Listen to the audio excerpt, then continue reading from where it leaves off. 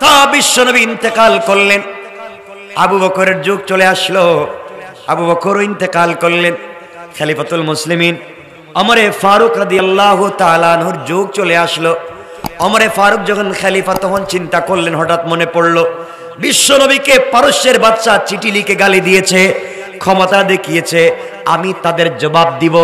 এই জন্য হযরত ওমর ফারুক 17 জন তরুণ মুসলমান মুজাহিদদেরকে দিয়া একজন তরুণ সাহাবী যার নাম আব্দুল্লাহ বিন হুযাফা রাদিয়াল্লাহু তাআলা আনহু, আব্দুল্লাহ বিন হুযাফা রাদিয়াল্লাহু তাআলা আনহুকে দিয়ে 17 জন মুসলমানদের একটা কাফেলা দিয়ে পাঠিয়ে দিলেন, যাও তোমরা পারস্য দেশের সীমান্ত এলাকা পাহারাদারি করবা, কোনোভাবে যেন কাফেরেরা আমাদের দেশে আক্রমণ করতে না পারে। আল্লাহর কি মানসা, আল্লাহর কি ইচ্ছা। কথা সংক্ষেপ করে বলি, এই 17 জন মুসলমান পারস্য দেশে গিয়ে পারস্য দেশের সীমান্ত এলাকা পাহারাদারি করতেছেন। পারস্যর কোন সৈন্যবাহিনী যেন মুসলমান রাষ্ট্রের ভিতরে আক্রমণ করতে না পারে, ঢুকতে না পারে। 17 জন সীমান্ত এলাকায় পাহারাদারি করতেছেন। এদিকে পারস্যের বাদশা গোয়েন্দা পাঠিয়ে দিয়েছে, যাও কোন মুসলমানকে কোনোদিন যদি তোমরা ধরতে পারো, মারবা না, আঘাত করবা না, হত্যা করবা না, জিন্দা ধরে জীবিত আমার কাছে নিয়ে আসবা। আমি তাদেরকে জানতে চাই, চিনতে চাই, বুঝতে চাই ওদের ভিতরে এমন কি ঈমান, ওদের ভিতরে এমন কি বিশ্বাস আছে যে বিশ্বাসের কারণে তারা জীবন দিতে চায়। তাদের নবীকে তারা এত ভালোবাসে, কোরআনকে এত ভালোবাসে, কোরআনের ভিতরে কি আছে, তাদের নবীর ভিতরে কি আছে আমি জানতে চাইবো, আমি বুঝতে চাইবো। এই জন্যে যাও তোমরা কোনোভাবে এদেরকে ধরে নিয়ে আসবা, হত্যা করবা না। আমার বন্ধুগণ, আল্লাহর ইচ্ছা হলো এক পর্যায়ে 17 জন মুসলমান আব্দুল্লাহ বিন হুযাফা রাদিয়াল্লাহু তাআলা আনহুর নেতৃত্বে যারা ছিলেন 17 জনের 17 জন পারস্য বাদশার গোয়েন্দাদের হাতে ধরা পড়ে গেলেন। ধরা পড়ছেন কারা? মুসলমান। ধরা পড়ছেন কারা? 17 জন মুসলমান ধরা পড়ে গেলেন। কি বলতে চাই, কি বুঝাতে চাই ভালো করে বুঝবেন। ধরা পড়ে যাওয়ার পরে 17 জনকে বাদশার সামনে হাজির করা হলো। পারস্যের বাদশার সামনে 17 জনকে উপস্থিত করা হলো। পারস্য বাদশা তাকায় দেখে সবগুলা টকবগে তরুণ আর জওয়ান যুবক ছেলে। জিজ্ঞাসা করে, যুবকেরা বলো তোমাদের সেনাপতি কে? তোমাদের মধ্যে সেনাপতি কে? সকল মুসলমান মুজাহিদেরা দেখায় দিলেন এই যে তরুণ 16, 17 অথবা 18 বছরের তরুণ হাফেজে কোরআন আব্দুল্লাহ বিন হুযাফাকে দেখায় দিলেন এই যে আমাদের নেতা। বাদশা তাকায় দেখে কত সুন্দর চেহারা, কত সুন্দর লালচে চেহারা আব্দুল্লাহ বিন হুযাফার। এমন তরুণ একটা ছেলে 17 জন মুসলমানের কমান্ডিং করতেছে। বাদশা ডাক দিয়ে কাছে নিল আর ডাক দিয়ে বলল, আব্দুল্লাহ বিন হুযাফা, তুমি কি বিয়ে করেছো? আব্দুল্লাহ বিন হুযাফা বললেন, পারস্যের বাদশা জাহাপনা বিয়ে করি নাই। বাদশা বলতেছে, শোনো তোমাদের জানতে চাই, চিনতে চাই, তোমরা তোমাদের নবীকে তো ভালোবাসো কেন? কোরআনকে এত ভালোবাসো কেন? অনেক মুসলমান দেখবেন দাড়ি রাখে না, ঠিক মতো নামাজ পড়ে না, কিন্তু কোরআনের বিরুদ্ধে কথা বললে তার কলিজায় লাগে। কথা বলেন। অনেক মুসলমান দেখবেন নামাজের দ্বারা কাছে নাই, দিন ধর্ম বুঝে না, কিন্তু মাদ্রাসা মসজিদের বিরুদ্ধে কথা বললে ঘর থেকে আগে বের হয়ে যায়। আছে না নাই? এই জন্য মুসলমানকে দাড়ি নাই, টুপি নাই, পাঞ্জাবি নাই দেইকা আপনারা গালি দিবেন না। ওকে বুঝান, দিন বুঝান, একদিন তো দিন বুঝবে। আর আমরা এমন করে বুঝাই যেন মায়ের শুরু করি, যেন না আসে কাছাকাছি। আমার বন্ধুগণ, আব্দুল্লাহ বিন হুযাফাকে প্রথম প্রস্তাব দিয়েছে বাদশা পারস্যের, বলো তোমাদের সবাইকে ছেড়ে দেব, তোমাদের নবী তো দুনিয়ায় নাই। কয় হ্যাঁ নাই। তোমরা শুধু মনে মনে এই কথা চিন্তা করো, মনে মনে বাস্তবে না। তোমাদের নবী নাই, তোমাদের নবী যদি বেঁচে থাকতেন আমি ওই জায়গায় ধরে আনতাম আর তোমাদের নবীকে শুলিতে চড়িয়ে দিতাম, বেত্রাঘাত করতাম, তোমাদের কেমন লাগতো? তোমরা শুধু বলো এই কথা, আমরা সহ্য করব, কোনো জবাব দিব না। আব্দুল্লাহ বিন হুযাফা দাঁড়াইয়া ডাক দিয়ে বলেন, পারস্যের বাদশা শোনো, বিশ্বনবীর বিরুদ্ধে একটা কথাও জবান দিয়ে বলবা না। যে জিহ্বা দিয়া বলেছো তোমার দেশে তোমার ঘরে তোমার কাছে বন্দী হতে পারি, আমার আল্লাহ বন্দী না, এমন লাথি তোমার বুকে দিতে পারি এই জমিন থেকে 100 গজ মাটির নিচে চলে যাইতে পারো। কোন সুবহানাল্লাহ। বাদশা কয় আমার সামনে দাঁড়াইয়া আমার লাথি দেব, কি পাওয়ার, কি ক্ষমতা, অথচ তারা বন্দী। শুধুমাত্র স্পিরিট, কিসের স্পিরিট? কথা বলেন না, ঈমানের স্পিরিট। আমার বন্ধুগণ বাদশা বলল আব্দুল্লাহ রে, এখন দেখেন লোভ দেখায়, লোভ। আমাদেরকে যদি লোভ দেখাইতো, আরে বাবা। আব্দুল্লাহকে বলছে আব্দুল্লাহ রে, তুমি যদি ইসলাম ধর্ম ছেড়ে দাও, খ্রিস্টান ধর্ম গ্রহণ করো, তোমাকে 2টা পুরস্কার দিব। 1 নাম্বার পুরস্কার, আমার দেশ অর্ধেক তোমার নামে লিখে দিব, বিনিময়ে তুমি কালেমাটা ছেড়ে দাও। 2 নাম্বার পুরস্কার, আমার একটা সুন্দরী মেয়ে আছে, এই মেয়েটাকে তোমার কাছে বিয়ে দিব, তুমি ইসলাম ছেড়ে দাও। আমরা রইলে আমাদেরকে যদি কেউ বলতো যে আপনারে 10 শতক জমি দিব বনানীতে, আপনি 2 সাইডটা উল্টা পাল্টা কথা বলতে পারবেন, আমরা 2 সাইডটা কি 2 সাইড বছর বলতে পারবেন। কথা বলেন না আমাদের যে ঈমান। আমার বন্ধুদের এক পর্যায়ে হযরত আব্দুল্লাহ বসা ছিলেন, দাঁড়িয়ে গেলেন আর বললেন নিমক হারাম বাদশা, শোনো, তুমি আমাকে বলছো তোমার দেশের অর্ধেক আমাকে দিয়ে দিবে, তোমার মেয়েকে আমার কাছে বিয়ে দিবে, তাহলে আমার অপিনিয়নটা শোনো। ও পারস্যের বাদশা, তুমি যদি পৃথিবীর পূর্ব থেকে পশ্চিম, উত্তর থেকে দক্ষিণ গোটা দুনিয়া রেজিস্ট্রি করে আমার হাতে উঠাইয়া দাও, আরেক হাতে আসমানের চন্দ্র সূর্য উঠাইয়া দাও, আমি কথা দিলাম গোটা দুনিয়া লাথি মেরে ফেলে দিতে পারি, চন্দ্র সূর্যকে ফেলে দিতে পারি, 1 সেকেন্ডের জন্য ইসলামকে ছেড়ে দিতে পারি না। আল্লাহু আকবার। বাদশা চিন্তা করে, কি ঈমান, এত বড় অফার দেওয়ার পরেও দিন ছাড়তে চায় না। আমার বন্ধুগণ এবার পারস্যের বাদশা সবাইকে নিয়ে পরামর্শ করল কি করা যায়। ওদেরকে এত বড় পাওয়ার দিলাম, এত বড় জিনিস অফার দিতে চাইলাম, নিতে চায় না, দিন ছাড়তে চায় না। সবাই পরামর্শ দিল বাদশা একটা কাজ করেন, এরা তো জোয়ান মানুষ, যৌবন আছে, প্রত্যেককে একটা ঘরের ভিতরে বন্দী করে বিশ্ব সুন্দরী মেয়েদেরকে টাকার বিনিময়ে কিনে এনে অর্ধ উলঙ্গ করে, অলংকার জেওর অর্নামেন্ট জুয়েলারি পরে ডিজাইন করে স্টাইলিস্ট করে ঘরের ভিতরে ঢুকাইয়া দেন, আর বলে দেন কোনোভাবেই যদি আব্দুল্লাহ বিন হুযাফার মতো ছেলেদের চরিত্র নষ্ট করতে পারে তাহলে যা চাইবে তাই দেওয়া হবে। আমার বন্ধুগণ 3 নম্বরে সকল মুসলমানদেরকে একটা রুমের ভিতরে বন্দী করে রাখা হলো। লম্বা কথা সংক্ষেপ করে বলি, এক পর্যায়ে গভীর রাত্রে বাদশা বিশ্ব সুন্দরী মেয়েদেরকে টাকার বিনিময়ে কিনে এনে সুন্দর করে সাজিয়ে অর্নামেন্ট জুয়েলারি দিয়ে সুন্দর করে ডিজাইন করে আব্দুল্লাহ বিন হুযাফার রুমের ভিতরে ঢুকায় দিয়েছে আর বলেছে, শুন রে, তুই তোর যৌবন দিয়া আকর্ষণ দিয়া কোনোভাবে যদি আব্দুল্লাহর মন গলাতে পারিস আর তার সাথে জেনা করে চরিত্র নষ্ট করতে পারিস, তুই যা চাইবে তাই তোকে আমি দেব। আমার বন্ধুগণ বিশ্ব সুন্দরী মেয়ে বলছে, বাচ্চা যাব না, এটা তো আমাদের 1-2 ব্যাপার, কোনো ব্যাপারই না, ঠিক না? কথা বলেন, আমাদের সামনে যদি দেয় এমন, হুজুর ওয়াজ বাদ দেন, আমরা একটু আসিয়া দিক দিয়ে ঘুরে গেছি, এই তো করবেন আপনারা। দেখেন ঈমান, দেখেন। আমার বন্ধুগণ আব্দুল্লাহ বিন হুযাফার রুমে গভীর রাত্রে আব্দুল্লাহ বিন হুযাফা রাদিয়াল্লাহু তাআলা আনহু রুমের ভিতরে আছেন, সুন্দরী মেয়ে অর্ধ উলঙ্গ অর্নামেন্ট জুয়েলারি পরে ঘরের ভিতরে প্রবেশ করেছে। প্রবেশ করে তাকায়া দেখে এই নওজোয়ান তরুণ যুবকটা আল্লাহর কদমে সিজদায় পড়ে আছে। আল্লাহু আকবার। নামাজ পড়তেছেন। মহিলা চিন্তা করেছে, তুমি তোমার নামাজ পড়ো, কত নামাজের নামাজ নষ্ট করেছি, কত পীরের পীরাকি নষ্ট করেছি, আর তুমি নামাজ পড়তেছো আমি মেয়ের সামনে। এই কথা বলে হযরত আব্দুল্লাহ বিন হুযাফার চতুর্দিকটা ঘোরাঘুরি করলো, বুঝাতে চাইলো ঘরে এসেছি, বিশ্ব সুন্দরী মেয়ে, এই মেয়েটাকে কয়েকশো কোটি টাকা দিয়ে পাওয়া যাবে না, তুমি দেখো আমার যৌবনের দিকে তাকাও, বডির দিকে তাকাও। চিৎকার করতে লাগলো। আব্দুল্লাহ বিন হুযাফা আল্লাহর কদমে সিজদায় পড়ে কান্দে আর বলে, আল্লাহ তাআলা, জীবন চলে যেতে পারে, যৌবন চলে যেতে পারে, মাথাটা দিয়ে দিতে পারি, কিন্তু একটা মিনিটের জন্য ঈমান বিক্রি করতে পারি না।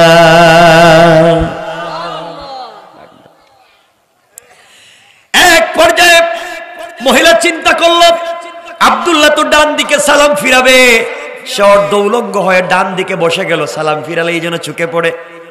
আব্দুল্লাহ বিন হুযাফা ডানে সালাম ফিরালেন, বামে সালাম ফিরালেন, সালাম ফিরাইয়া ঘরে কে আছে তিনি দেখলেনও না, জানলেনও না। আবার তিনি সোজা হয়ে আল্লাহু আকবার বলে নামাজে দাঁড়াইয়া গিয়েছে। আমার বন্ধুগণ ভালো করে বোঝেন, এক পর্যায়ে নামাজ পড়তে পড়তে সকাল হয়ে গিয়েছে। মেয়েটা নিরুপায় হয়ে অসহায় হয়ে ঘর থেকে বের হয়ে সকালবেলা বাদশাকে রিপোর্ট করেছে, বাদশা রে, তুমি কত কোটি টাকার বিনিময়ে আমাকে ঘরের ভিতরে পাঠাইছিলা, এই ছেলের চরিত্র নষ্ট করার জন্য তুমি আমাকে দিয়েছিলা। আমি যতক্ষণ ছিলাম এটা মানুষ না ফেরেশতা বুঝতে পারি নাই। আমি যদি আরো 1-2 ঘন্টা ঘরের ভিতরে তার সংস্পর্শে থাকতাম, আমিও খ্রিস্টান ধর্ম বাদ দিয়ে কালিমা পড়ে মুসলমান হয়ে যেতাম। পড়েন সুবহানাল্লাহ। বাদশা চিন্তা করতে লাগলো, প্রথম নম্বরে তাদের নবীকে গালি দিয়ে দুর্বল করতে পারি নাই, 2 নম্বরে নিজের মেয়ার দেশটা তাদের কাছে দিয়ে দুর্বল করতে পারি নাই, 3 নম্বরে মহিলা ঘরের ভিতরে দিয়ে দুর্বল করতে পারি নাই। এখন কি করা যায়? 4 নম্বরে কি করতে হবে? পরামর্শ সবাই বসলেন, সবাই পরামর্শ দিল, বাদশা জাহাপনা এদের খাবার বন্ধ করে দেন। খাবার যখন বন্ধ হয়ে যাবে, মানুষ তো খাবারের জন্যই তো মিথ্যা বলে থাকে, আপনি খাবার বন্ধ করে দেন, এমনি সাইজ হয়ে যাবে। আমার বন্ধুগণ পরামর্শ করে পারস্য বাদশা 21 জন মুসলমানের হাত পা বেঁধে রুমের ভিতরে ফেলে দিল, খাবার বন্ধ করে দিল, পানিও দেয় না, খাবারও দেয় না। 1 দিন 2 দিন না, এভাবে চলে গিয়েছে 21 দিন। 21টা দিন খাবার নাই, পানি নাই, শুধু ঈমানের কারণ। দীর্ঘ 21 দিন হয়ে গিয়েছে, পানি দেওয়া হচ্ছে না, খাবার দেওয়া হচ্ছে না। বাদশা ডাক্তার নিযুক্ত করে দিয়েছে, তোমরা রিপোর্ট করবা, ওরা মরে যাচ্ছে দেখলে রিপোর্ট করবা, ওই রিপোর্ট মতো আমি ওদের কাছে খাবার পৌঁছে দেব। কিছুক্ষণ পরে রিপোর্ট বাদশা ডাক্তার করলো, বাদশা জাহাপনা 21 দিন হয়ে গিয়েছে, ওদের পেটে খাবার নাই, পানি নাই, কাতরাচ্ছে, মৃগী রোগীর মতো ওরা কাতরাচ্ছে, যে কোনো সময় মরে যেতে পারে। খাবার পৌঁছান, তড়িঘড়ি করে বাদশা তাদের কাছে খাবার পৌঁছে দিল। 2টা খাবার, একটা হলো মদ মিশ্রিত পানি, কি মিশ্রিত? মদ মিশ্রিত পানি।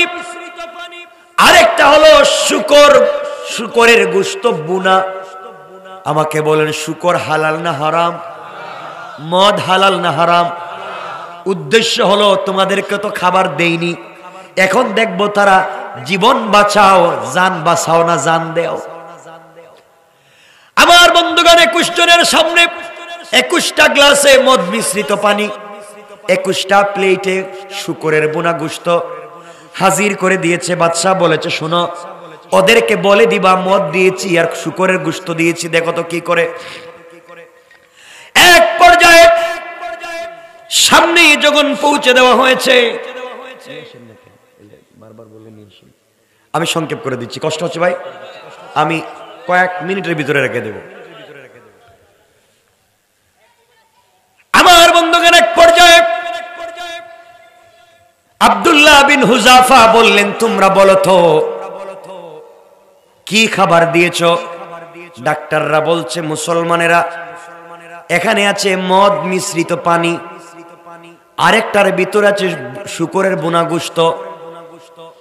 হযরত আব্দুল্লাহ বিন হুযাফা বসতে পারেন না, দাঁড়াতে পারেন না, 21 দিনের না খাওয়া নওজোয়ান, পানি নাই, খাবার নাই, কত কষ্টে আছেন।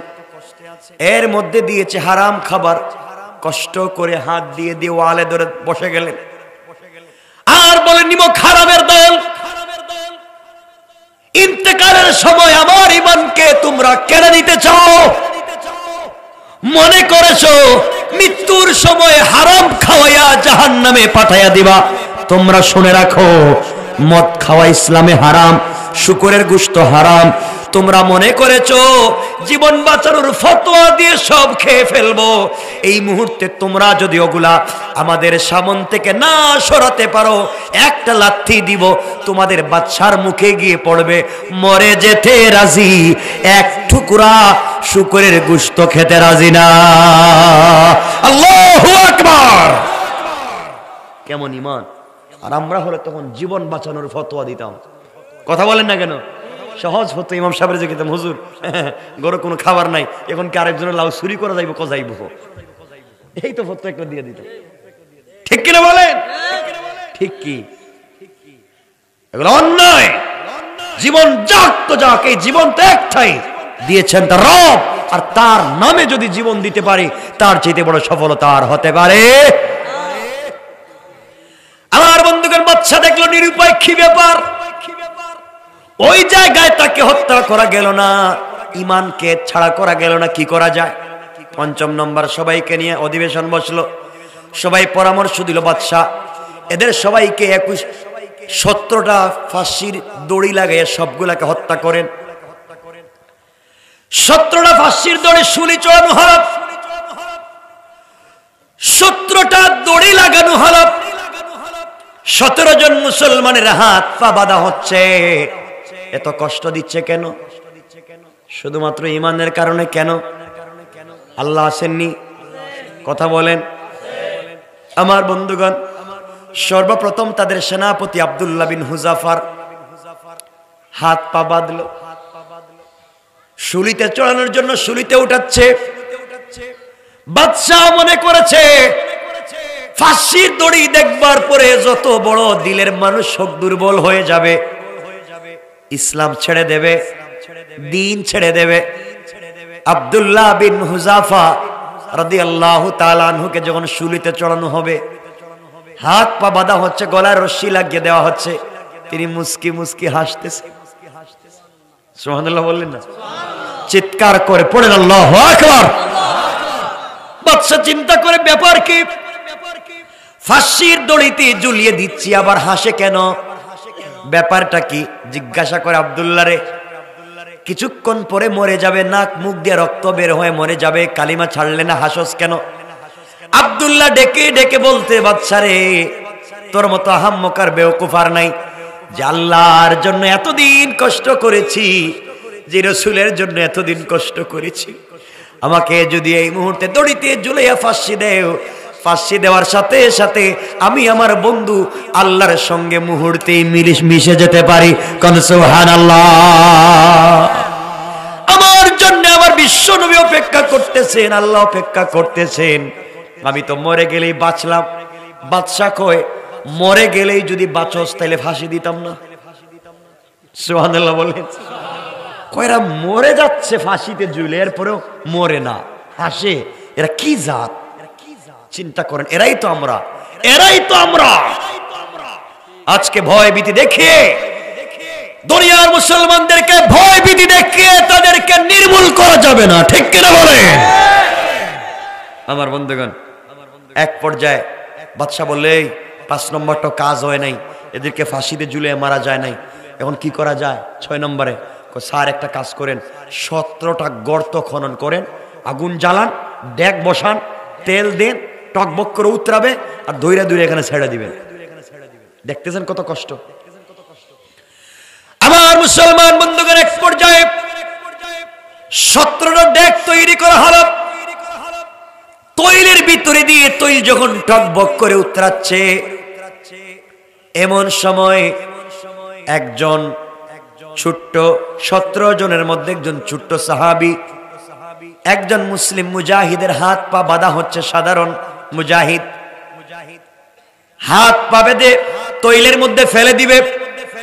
আব্দুল্লাহ বিন হুযাফা রাদিয়াল্লাহু তাআলা আনহু চিন্তা করলেন, এই মুহূর্তে হয়তো ঈমান বাঁচাবার জন্য হুযাফা ঈমানের জন্য জীবন বিসর্জন দিতে পারি, কিন্তু জীবন বাঁচানোর জন্য ঈমান বিসর্জন দিতে পারি। কথা বলেন না কেন? ঈমানের জন্য জীবন বিসর্জন দিতে পারি না। এই কথা বলবার পরে আব্দুল্লাহ বিন হুযাফা বলছেন কি করব তাহলে বলো। ভাইরে আমি জীবন যদি চলে যায় চলে যাক, তোমরা দ্বীনের উপরে অটল অবিচল থাকো, বিশ্ব নবীর জন্য জীবন দিব, কোরআন ইসলামের জন্য জীবন দিব। আমার বিশ্বাস ইন্তেকাল করতে দেরি হবে, আল্লাহর তৈরি জান্নাতে যেতে এক সেকেন্ডও দেরি হবে না। পড়েন সুবহানাল্লাহ। আমার বন্ধুগণ, এক পর্যায়ে আব্দুল্লাহ বিন হুযাফার সামনে এই তরুণ সাধারণ মুজাহিদকে তৈল টকবক করতেছে, ওই জায়গায় ফেলে শহীদ করা হলো। জীবন দিয়ে দিলেন, টকবক করা তৈলের মধ্যে ফেলে ফেলে পুড়িয়ে তাকে হত্যা করা হলো।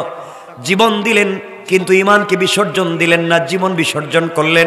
এবার আব্দুল্লাহ বিন হুযাফার পালা, হাত পা বাঁধা হচ্ছে আব্দুল্লাহ বিন হুযাফার।